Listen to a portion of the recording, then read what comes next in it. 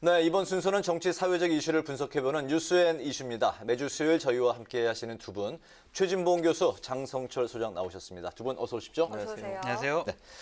LH 직원들의 땅 투기 의혹이 그야말로 전국을 집어삼키고 있습니다. 민심의 영린을 건드렸다 이런 표현들이 여기저기서 막 쏟아지고 있는데요. 그 파장이 그만큼 심상치가 않습니다. 이번 사태 두 분 국민의 한 사람으로서 어떻게 보고 계신지 먼저 듣겠습니다. 장성철 소장님부터. 감사합니다. 네. 분노하고 있어요. 화가 많이 나고요. 허탈감도 있습니다. 또 좌절감도 있습니다.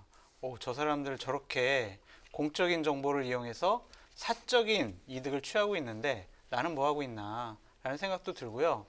그냥 웃긴 생각으로 다음번에 내 사위는 LH공사 다니는 사람을 해야 되겠다. 그런 생각도 막 들 정도예요. 근데 이 정부가 지금 일벌백계 무슨 뭐 환수, 폐가망신 시키겠다라고 하면서 수사본부를 지금 출범시켰잖아요. 네. 가능할까라는 의구심도 들어요. 그러니까 기본적으로 저 사람들의 모든 저런 불법 행위들을 입증을 하려면 미공개 정보를 이용했느냐, 내부 정보를 이용했느냐, 이것을 수사본부에서 밝혀야 돼요. 쉽지가 않아요. 네. 저 사람들이 농지를 불법적으로 취득을 해도 집행유예로 나온답니다. 그러니까 이 사람들은 자기네 카톡방에 올렸죠. 나 뭐 걸려도 여기서 한 건만 잘하면 평생 월급보다 나는 더 많이 벌 수 있어. 이러한 얘기를 하고 있잖아요. 서슴지 않게 공공기관에 있는 사람들이 국민의 세금을 가지고 정말 화가 나는데 이 정부가 제대로 수사를 해서 네. 사실관계를 밝히고 처벌하지는 못할 것 같다라는 생각이 듭니다. 그렇습니까? 네. 어떻게 보십니까? 일단 이 문제는 정말 국민적 분노를 불러일으키는 문제예요. 저는 정말 일벌백계하고 이 문제에 대해서 관계 있는 사람 모두 다 처벌해야 된다고 저는 봅니다. 이 문제는 정말 국민의 한 사람으로서 정말 화가 나고요. 장 소장처럼. 네. 근데 이제 장 소장이 잘 할 수 있도록 격려를 해줬으면 더 좋을 뻔했는데 이 정부가 못할 것 같다 이렇게 자꾸 얘기를 하시니까 저는 모든 수단과 방법을 가리지 않고 검찰이든 경찰이든 다 들어가서 네. 저는 수사해야 한다고 봐요. 그래서 물론 뭐 지금까지 1기, 2기 신도시 때도 1기, 2기 때도 마찬가지잖아요. 지금 장 소장이 얘기했듯이 그런 일들이 벌어졌는데 그때는 검찰이 했었어요. 네. 그러니까 중요한 건 수사 주체가 누구냐보다 얼마나 수사 의지를 갖고 접근하는 문제라고 저는 봐요. 그래서 이번에는 수단과 방법을 가리지 않고 찾아낼 수 있는 방법, 모든 방법을 동원해야 한다고 저는 보고 네. 그리고 이제 문재인 정부가 늘 주장하는 것처럼 부패를 척결하는 게 목표라고 하면 이 문제가 해결되지 않으면 정부도 상당히 부담이 된다는 꼭 인식하시고 저는 정부에 관련된 사람이나 여당이나 이런 관련이 있다면 다 저는 처벌한다고 생각해요. 야당도 물론이고요. 이 문제에 있어서는 어떤 예외도 적용해서는 안 된다. 그래서 국민들이 납득할 수 있을 정도의 수사 결과가 반드시 나와야 된다 이렇게 봅니다. 네. 네. 파문이 커지면서 수사 주체의 덩치 또한 커졌습니다. 관련 수사를 경찰청 국가수사본부를 중심으로 한 정부 합동특별수사본부가 담당을 하고요. 검경협의체도 구성을 하기로 했는데요. 하지만 야당은 이게 셀프 조사라면서 검찰 주도의 수사를 요구하고 있습니다. 최 교수님부터 들어볼까요? 저는 이제 검찰 주도 수사를 하라고 요구를 하고 있는데 저는 검찰이 수사에 참여하는 건 적극적으로 환영해요. 그리고 이제 그 부동산 문제나 이런 문제에 전문성을 갖고 있는 검찰이 있다고 하면 그분들 적극적으로 저는 활용해야 된다고 보거든요. 그래서 협의체 안에 경찰이든 검찰이든 다 들어와서 전문성을 갖고 있는 수사에 노하우가 있는 분들이 모두 다 힘을 합쳐야 된다고 봐요. 네. 이게 검찰은 괜찮고 경찰은 안 된다 이런 논리로 접근하는 문제는 전혀 아니라고 봅니다.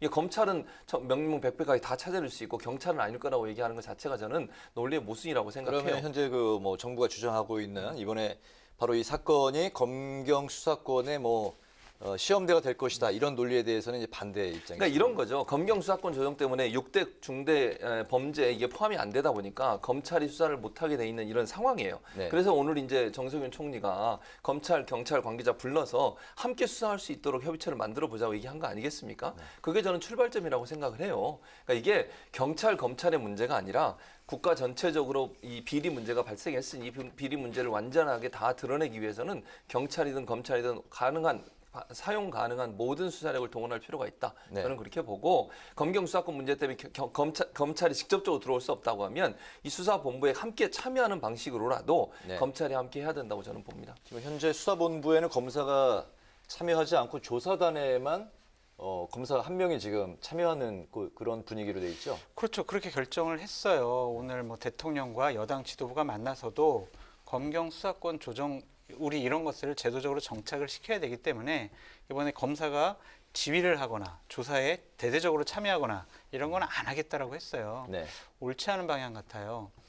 국민적인 분노가 크잖아요. 이 사람들 되게 전문적으로 이러한 것들을 했잖아요. 그러면은 조사하고 수사하는 사람들도 되게 노련하고 전문가가 해야 되거든요. 네. 우리나라에 이런 것들 가장 잘 조사할 수 있는 곳은 두 군데입니다.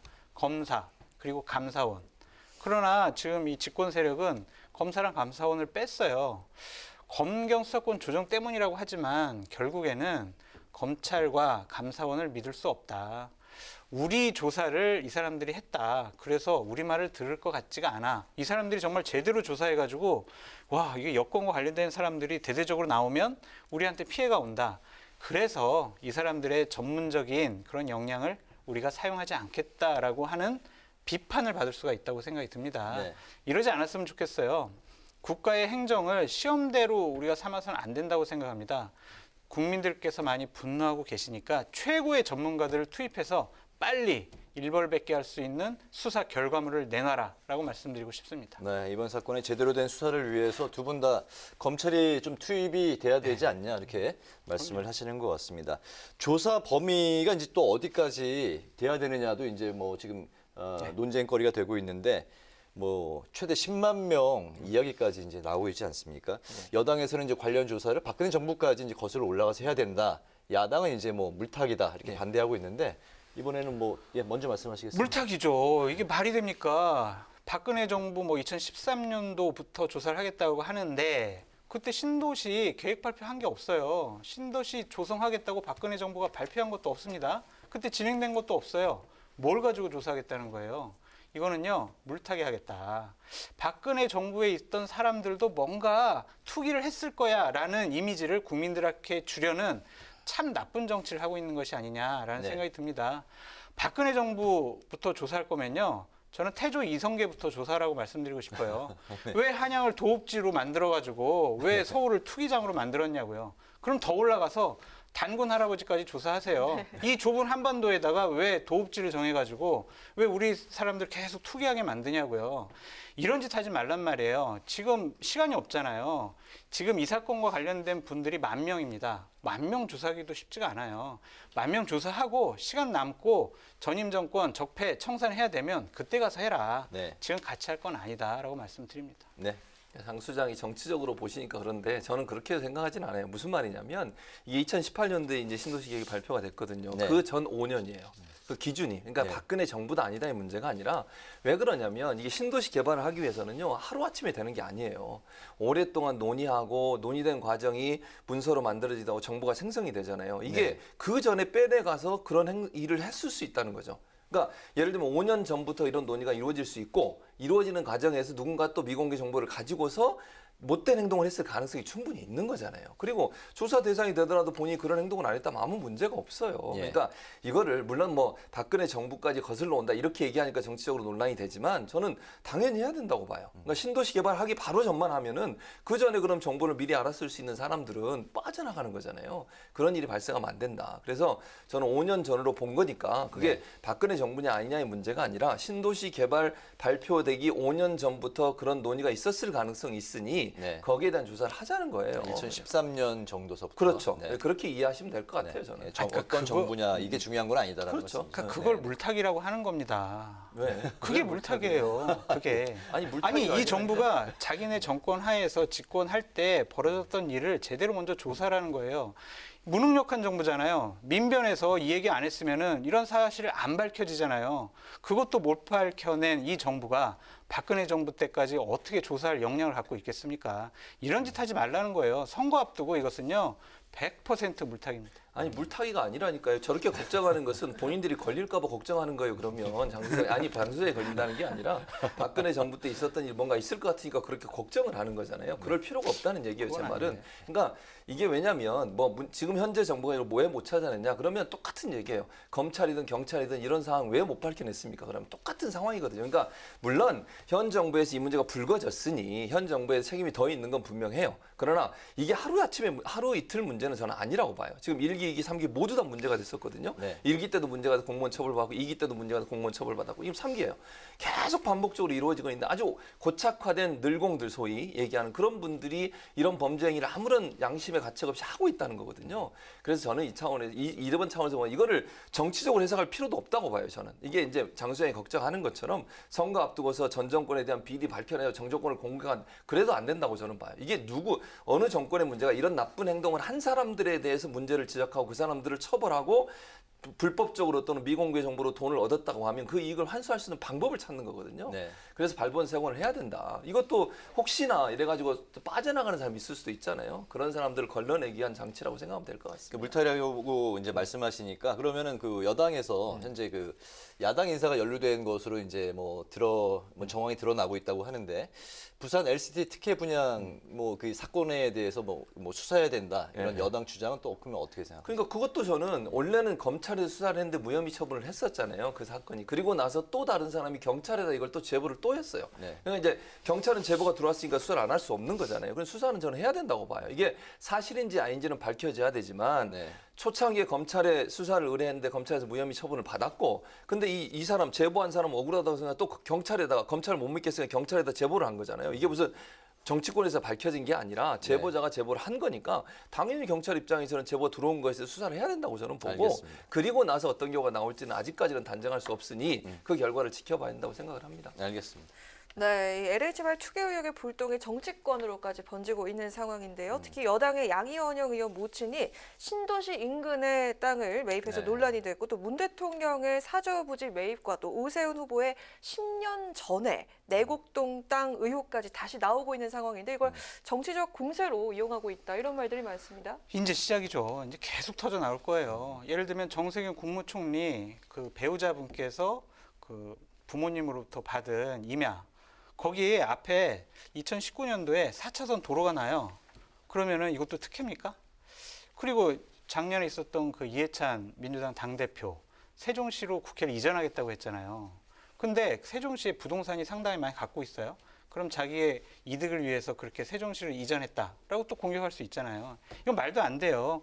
오세훈 후보 10년 전 사건은요. 기본적으로 노무현 정부 때 2006년도에 국민임대주택 예정지구로 편입이 됐어요. 네. 그게 법이 바뀌면서 보금자리주택 특별법으로 개정이 돼가지고 이거는 이걸로 바꿔달라고 하고 요청한 것뿐이에요. 뭐가 문제가 되겠습니까? 저는 문제가 되는 것은 문재인 대통령님의 그 농지 취득이 더 문제가 됐다고 봐요. 농지를 하려면요, 농부여야 돼요. 근데 대통령께서 이거를 사실 때 진술서에다 뭐라고 썼냐면 나는 11년 동안 농부였다라고 썼어요.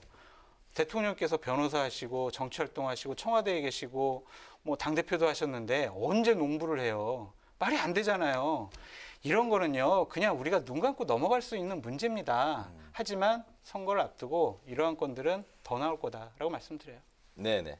네, 지금 장수영 말처럼 그렇게 될 가능성이 높아요. 선거 앞두고서 계속 나올 텐데 저도 이 문제를 너무 이렇게 모든 문제를 확대하는 것은 바람직하지 않다고 봅니다. 네. 그러니까 현재 이 그 신도시 개발과 관련해서 문제가 있는 것에 대해 집중해서 일단 수사를 해야 돼요. 이게 다른 것까지 계속 이게 섞이게 되면요, 실제적으로 이 수사에 집중할 수 없게 돼요. 그래서 저는 신도시 개발 관련해서 비리나 또는 이런 미공개 정보라든지 아니면 업무상 알게 된 정보를 가지고서 본인의 이득을 배를 채우려고 했던 행동들에 대해서 처벌하는 쪽으로 일단 가야 된다고 봐요. 이게 다른 것과 섞이게 되면 네. 이게 이제 수사가 상당히 어려워질 수 있어요. 정치적 논란이 돼버리면요, 수사를 못하고 넘어갈 수도 있는 상황이 돼요. 그래서 저는 지금 뭐 소위 영끌해서 정치적으로 이용한다 이런 비판이 일고 있으니까 네. 일단 신도시 개발이나 아니면 업무상 알게 된 정보를 가지고 미공개 정보를 가지고 돈을 번 이런 나쁜 사람들을 일단 밝혀내고 그 사람들을 처벌하는 쪽에 집중해서 가야 된다고 봅니다. 네, 자꾸 이게 가지치지 말고 이번 사건에 일단 집중해서 수사를 해야 된다라는 이제 두 분의 말씀인데요.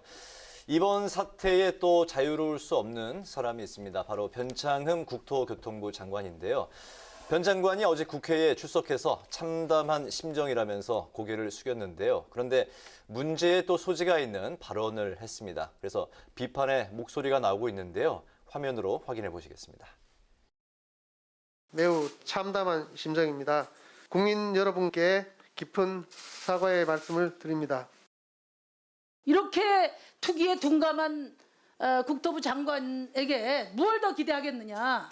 네, 재직하는 기간 동안 그 공기업의 존립 이유는 투명성, 청렴이다 하는 얘기를 끝도 없이 했고 반칙과 특권 이거를 철저하게 도려내겠다. 그리고 그 결과로 평가받겠다는 각오로 이 일에 달려들어야 된다 이렇게 생각합니다. 결과적으로 또 일부의 일탈이 나타났습니다만 저로서는 정말 최선을 다해서 이번에는 다시는 이런 투기 행위가 발붙이지 못하도록 장관님 물러나세요라는 얘기가 막 여기저기서 들리죠? 네, 뭐 저로서도 무거운 책임감을 통감하고 있습니다. 네, 함께 이제 지켜봤습니다만 그 문제 답변이 바로 일부의 일탈, 바로 이제 이 부분인데 그래서 이제 면피성 발언을 했다는 지적이 나오고 있습니다. 두 분 어떻게 보셨습니까? 일단 뭐 그런 발언을 할 필요가 없다고 생각해요, 저는. 그러니까 이 변창흠 장관은 말을 항상 조심해야 돼요. 처음 장관 되실 때부터 말 때문에 논란이 됐었지 않습니까? 네. 그렇기 때문에 본인이 말할 때 또 이 그 사건과 관련해서도 모 언론과 인터뷰하는 과정에서 또 뭐 그 알고 모르고 샀을 거다 이런 얘기까지가 논란이 됐잖아요. 저는 약간 좀 변창흠 장관이 발언할 때 조심해야 돼요. 뭘 한마디로. 왜냐면 주무장관이잖아요, 지금. 그리고 본인이 LH의 사장도 했었습니다, 예전에. 그럼 정말 깊은 책임감을 통감해야 돼요. 물론 지금 현재까지 뭐 변창흠 장관 직접적인 연관 있는 일이 나오지 않았기 때문에 뭐 본인은 그렇게 생각하실지 모르겠지만 국민적 분노를 어쨌든 주무장관으로서 깊이 깨닫고 항상 몸을 낮춰서 국민 앞에 사죄하는 모습을 가져야 되는데 그런 부분이 없는 건 정말 안타깝다고 생각을 하고요. 네. 저는 이렇게 생각해요. 이 문제가 정말로 본인이 재직할 당시에 문제가 있었음에도 덮고 나갔거나 그걸 인지하고 있었음에도 이걸 그냥 넘어갔거나 이런 일이 있다면 저는 당장 물러나야 된다고 생각해요.